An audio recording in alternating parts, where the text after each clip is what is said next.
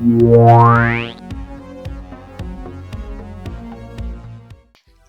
been hearing a lot that raising kids bilingually is harmful to their cognitive development. But as soon as I started my research, I found out it was fake, disgusting news. Even in a modern globalized world, many parents are reluctant to expose their infants to more than one language, mostly because this is not the way they used to grow up. They have no idea how to do it, how it works, or are just simply afraid to harm their babies. It used to be an academic consensus that simultaneous bilingualism is harmful. The experiments that they were based on contained mistakes, but doubts among folks still persist.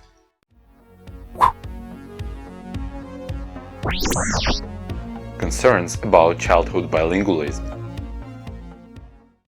These are main concerns about raising a bilingual kid. Number 1.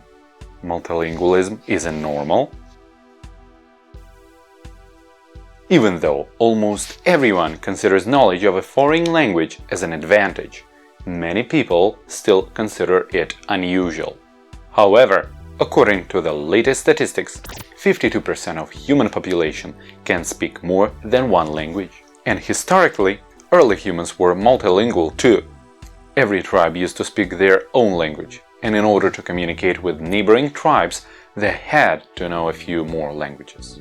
Monolingualism wasn't the norm till the emergence of national states in the 19th century, and it had to be imposed upon those groups of population who spoke languages and dialects other than in capitals. You can look at the history of France, Spain, Russia, Britain, and so on. Multilingualism is a norm. Number 2. Multilingualism stunts brain development. This concern used to be an academic consensus, but was debunked because it contained methodological flaws. It's super easy to understand. The experiments were conducted in the USA after the World War II. The majority of bilinguals scientists managed to find were kids of first or second generation migrants, whose knowledge of English was far from perfect. Obviously, bilinguals used to be averagely less educated in English, which was an instruction language to test their intelligence. If you don't understand the task, will you be likely to score more? Studies without these flaws proved that there is no impairment. Conversely, bilingual kids were more intellectually capable in certain tasks I've already mentioned in the advantages. Number 3. Confusing and mixing languages. Initially, bilingual kids can speak a mixed language. However, by the age of 5, all bilingual kids already can discriminate the languages. It is not a real concern and a well-documented norm for bilingual kids, but parents tend to be anxious about everything. Moreover, even adults do it when manage to learn a foreign language.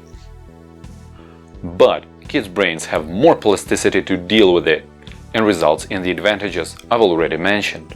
I've read about numerous cases when a kid started mixing.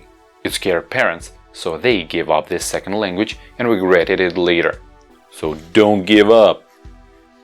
Therefore, anxiety is one of the biggest threats to raising kids bilingually. Grandparents and family friends who are unsubstantially skeptic are just going to fuel it. So it will be very beneficial to talk to those people, let them watch this video or prepare to their attacks, because they will try to help you all those 4 years until it's clear that there was no damage. However, it doesn't mean there will be no speech problems for sure, but keep in mind that the same proportion of monolingual kids have them, so these problems would occur even if there was no second language and there is no proven correlation between them and multilingualism. Number 4. Kids cannot handle so much information. Lots of people compare their own foreign language learning experience, most likely in a public school, and fail, to babies' language acquisition, and consider it a burden, because even if they succeeded, it wasn't easy. The fact is that the human brain is capable of many amusing things. Baby brain can even more. Due to the physiology of the brain development, baby can easily handle 2 or even 3 languages, and starting as early as possible is the best strategy. There are millions of natural bilinguals in the world, yet no one had language development problems because of bilingualism. Some would say that bilinguals physically can't have broad vocabulary since they are exposed to one of their languages less than 100% of all the time. But experiments proved it just takes 30% of child's time to form the same vocabulary size of a monolingual kid in each language. However, even if you cannot sustain this much, it's not an obstacle. As long as it is regular and consistent, even 10% will do the job. The rest can be caught up later with digital materials.